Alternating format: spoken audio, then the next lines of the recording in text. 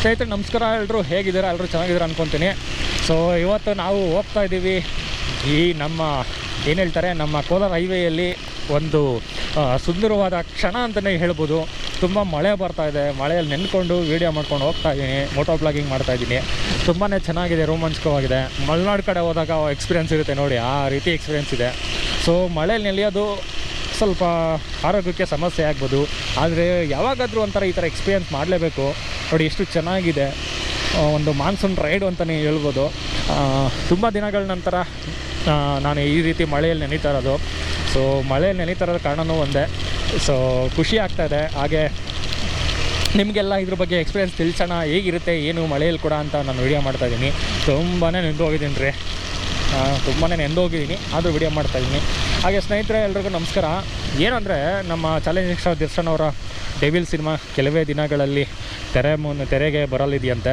So ನಾವು ತುಂಬಾ ಕಾತುರದಿಂದ ಕಾಯ್ತಾ ಇದ್ದೀವಿ ಡೆವಿಲ್ ಮೂವಿಗಾಗಿ. ನಮ್ಮ ಚಾಲೆಂಜಿಂಗ್ ಸ್ಟಾರ್ ದರ್ಶನ್ ಅವರು ತುಂಬ ದಿನಗಳ ನಂತರ ಕೆಲವು ಸಮಸ್ಯೆಗಳಾಗ ಮುಗಿಸ್ಕೊಂಡು ಸಿನಿಮಾ ಮಾಡ್ತಾ ಇರೋವಂತಹ ಸಿನಿಮಾ ಡೆವಿಲ್ ಸ್ಟಾರ್ಟ್ ಆದಾಗ ಅವ್ರಿಗೆ ಯಾವುದೇ ರೀತಿಯ ಸಮಸ್ಯೆಗಳಿರಲಿಲ್ಲ, ಯಾವುದೇ ತೊಂದರೆಗಳಿರಲಿಲ್ಲ. ಆರಾಮಾಗಿ ಸಿನಿಮಾ ಮುಗಿಸ್ಬೇಕು, ತೆರೆಗೆ ತರಬೇಕು ಅಂದ್ಕೊಂಡಿದ್ರು. ಆದರೆ ಕೆಲವು ಕಾರಣಗಳಿಂದ ಅವರು ಪರ್ಸ್ನಲ್ ವಿಷಯಗಳಿಂದ ಅದು ಬೇರೆ ರೀತಿ ಏನೋ ಆಗಿ ಸಿನಿಮಾ ತಡ ಆಯಿತು. ಅವರು ಇವಾಗ ಹೊರಗಡೆ ಬಂದು ಸಿನಿಮಾ ಮಾಡ್ತಾಯಿದ್ದಾರೆ. ಸಿನಿಮಾ ಮಾಡಿ ತೆರೆ ಮುಂದೆ ತರ್ತಾ ಇದ್ದಾರೆ. ನಾವು ತುಂಬಾ ಕಾತುರದಿಂದ ಕಾಯ್ತಿದ್ವಿ ಅಭಿಮಾನಿಗಳು. ಯಾರ್ಯಾರೋ ಡೆವಿಲ್ ಸಿನಿಮಾಕ್ಕಾಗಿ ವೆಯ್ಟ್ ಮಾಡ್ತಾಯಿದ್ದೀರಾ, ದಯವಿಟ್ಟು ಕಮೆಂಟ್ ಮಾಡಿ ತಿಳಿಸಿ. ಹಾಗೆ ಸಿನಿಮಾ ಬಂದಮೇಲೆ ಗೊತ್ತಾಗುತ್ತೆ ಬಾಕ್ಸ್ ಆಫೀಸ್ನ ಕೊಳ್ಳೆ ಹೊಡಿತದೆ ಅಂತಲೇ ಹೇಳ್ಬೋದು. ಸೊ ನಿಮ್ಗೆ ಗೊತ್ತೇ ಇದೆ, ಚಾಲೆಂಜಿಂಗ್ ಸ್ಟಾರ್ ದರ್ಶನ್ ಅಂದ್ರೆ ಬಾಕ್ಸ್ ಆಫೀಸ್ ಸುಲ್ತಾನ್ ಅಂತ. ಸೊ ಕನ್ನಡ ಸಿನಿಮಾಗಳಲ್ಲಿ ಕೆಲವು ಯಾವುದೋ ಸಿನಿಮಾಗಳು ಅಷ್ಟು ಹೋಗ್ತಾ ಇಲ್ಲ. ಇವಾಗ ಯಾವುದೋ ಒಂದು ಸೂಸೋ ಅನ್ನೋ ಒಂದು ಸಿನಿಮಾ ತುಂಬಾ ಚೆನ್ನಾಗಿ ಹೋಗ್ತಾ ಇದೆಯಂತೆ, ಹೊಸಬ್ರು ಸಿನಿಮಾ. ಸೊ ಅದರಿಂದ ಕೆಲವು ಥಿಯೇಟ್ರ್ಗಳಿಗಾಗಲಿ ಸಿನಿಮಾ ನಂಬ್ಕೊಂಡಿರೋರ್ಗಾಗಲಿ ಸ್ವಲ್ಪ ಒಳ್ಳೆಯದಾಗಿದೆ ಅಂತ ಹೇಳ್ಬೋದು. ಇವಾಗ ನೆಕ್ಸ್ಟು ಡೆವಿಲ್ ಬಂದರೆ ಹಬ್ಬದ ಊಟನೇ, ಭರ್ಜರಿ ಬಾಡೂಟನೇ ಅಂತ ಹೇಳ್ಬೋದು. ಥಿಯೇಟ್ರ್ಗಳಿಗಾಗಲಿ ಸಿನಿಮಾ ನಂಬ್ಕೊಂಡಿರೋರ್ಗಾಗಲಿ ಬಾಡೂಟ ಅಂತಲೇ ಹೇಳ್ಬೋದು. ಸೊ ನಾನಂತೂ ತುಂಬಾ ಕಾತುರದಿಂದ ಕಾಯ್ತಾಯಿದ್ದೀನಿ, ಯಾವಾಗ ಸಿನಿಮಾ ಬರುತ್ತೆ, ಯಾವಾಗ ಹೋಗಿ ನೋಡೋಣ. ನಮ್ಮ ಡಿ ಬಾಸ್ ಅವ್ರು ಬೇರೆ ನೆಗೆಟಿವ್ ಶೇಡಲ್ಲಿ ಬೇರೆ ಮೂವಿ ಮಾಡ್ತಾಯಿದ್ದಾರೆ. ಸೂಪರಾಗಿರುತ್ತೆ. ನನಗಂತೂ ತುಂಬಾ ನಂಬಿಕೆ ಇದೆ, 100% ಬ್ಲಾಕ್ ಬಸ್ಟರ್ ಅಂತಲೇ ಹೇಳ್ಬೋದು.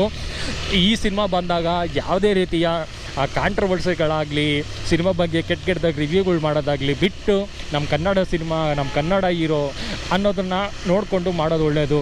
ಸೊ ಅವ್ರನ್ನ ವಿರೋಧಿಗಳು ಯಾರಿದ್ದಾರೆ, ಅವ್ರನ್ನ ಕಂಡ್ರೆ ಯಾರಿದ್ದಾರೆ, ಅವ್ರನ್ನ ತುಳಿಬೇಕಂತ ಯಾರಿದ್ದಾರೆ, ನೀವೇನೇ ಮಾಡಿದ್ರು ಅವ್ರನ್ನ ತುಳಿಯೋಕ್ಕಾಗಲ್ಲ.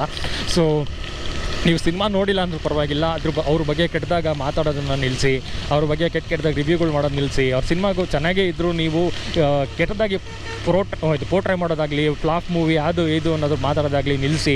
ಯಾವುದೇ ಸಿನಿಮಾ ಆಗಲಿ ಅವ್ರು ಮಾಡಬೇಕಾದ್ರೆ ಇಷ್ಟು ಕಷ್ಟಪಟ್ಟಿರ್ತಾರೆ. ಅದು ಡಿ ಬಾಸ್ ಸಿನಿಮಾ ಅಂದರೆ ಯೋಚನೆ ಮಾಡಿ, ಯಾವ ರೇಂಜಿಗೆ ಅವ್ರು ಖರ್ಚು ಮಾಡಿರ್ತಾರೆ, ಯಾವ ರೇಂಜಿಗೆ ಸ್ಟೋರಿ ಇರುತ್ತೆ, ಯಾವ ರೇಂಜಿಗೆ ಸ್ಟೋರಿ ಇದ್ದರೆ ಡಿ ಬಾಸ್ ಅವ್ರು ಒಪ್ಕೊಂಡಿರ್ತಾರೆ ಅನ್ನೋದು ಕೂಡ ನೀವು ಯೋಚನೆ ಮಾಡಬೇಕು.